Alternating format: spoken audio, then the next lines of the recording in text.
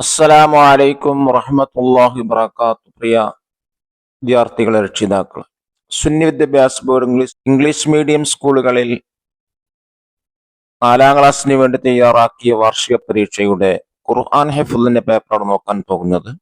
ഖുർആൻ 50ഉം ഹിഫ്ളിന് 50ഉം, അങ്ങനെ 100 മാർക്കിനാണ് കൊടുത്തിട്ടുള്ളത്.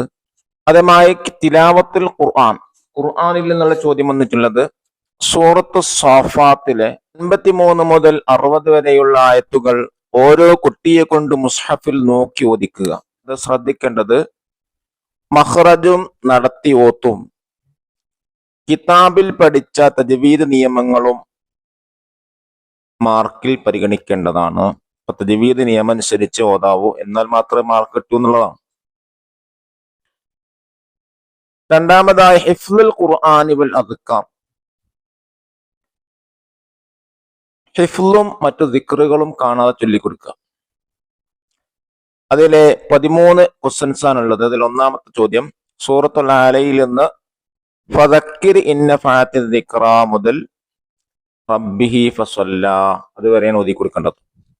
രണ്ടാമത്തെ ചോദ്യം സൂറത്തു സൽസലയിൽ നിന്ന് ഇദാ സുൽസിലത്തിൽ അർളു മുതൽ ഔഹാലഹ വരെ. മൂന്നാമത്തത് സൂറത്ത് നസ്റിൽ നിന്ന് ഇദാ ജാഅ മുതൽ ഇന്നഹു കാന തവ്വാബ. നാലാമത്തെ ചോദ്യം സൂറത്ത് ളുഹയിൽ നിന്ന് വലസൗഫ യുഅതീക മുതൽ അൽ യതീമ ഫലാ തഖ്ഹർ. അഞ്ചാമത്തത് സൂറത്തുൽ ഗാശിയയിൽ നിന്നാണ് ലാ യസ്മിനു വലാ യുഗ്നി മുതൽ സുറുറും മർഫൂഅ വരെ. ഏഴാമത്തത് ബാങ്കിന്റെ ശേഷമുള്ള ദുആയിൽ നിന്നാണ് ചോദിച്ചിട്ടുള്ളത് ആത്തി മുഹമ്മദനിൽ വസീല മുതൽ യൗമൽ ഖിയാമ വരെ. എട്ടാമത്തെ ചോദിച്ചിട്ടുള്ളത് നിസ്കാരത്തിന്റെ ശേഷമുള്ള ദിക്റിൽ നിന്നാണ് അല്ലാഹുമ്മ ലാ മാനിഅ ലിമാ മുതൽ മിൻകൽ ജദ് വരെ. ഒമ്പതാമത്തെ ചോദ്യം തജ്വീദ് നിയമങ്ങളാണ് ഇതിൽ ചോദിച്ചിട്ടുള്ളത്. 9 സാക്കിനായ നൂനിന് ശേഷം യാ നൂൻ എന്നിവ വന്നാൽ ഇൽഹാർ ഇദ്ഗാം ബിഗുന്നയുണ്ട്, വ്യത്യാസം പറയുക എന്നുള്ളതാണ്. എന്താണ് വ്യത്യാസം? ഇൽഹാർ എന്ന് പറഞ്ഞാൽ നൂനിനെ വെളിവാക്കി ഓതണം. ഇദ്ഗാം ബിഗുന്ന എന്ന് പറഞ്ഞാൽ ഗുന്നത്ത് കൊടുത്ത് ഇദ്ഗാം ചെയ്യുക എന്നുള്ളതാണ്. ശബ്ദ കൊടുത്ത് ഇദ്ഗാം ചെയ്യുക, അതാണ് വ്യത്യാസം. 10ാമത്തെ ചോദ്യം സക്തയുടെ ആയത്ത് നിയമം പാലിച്ചോത്.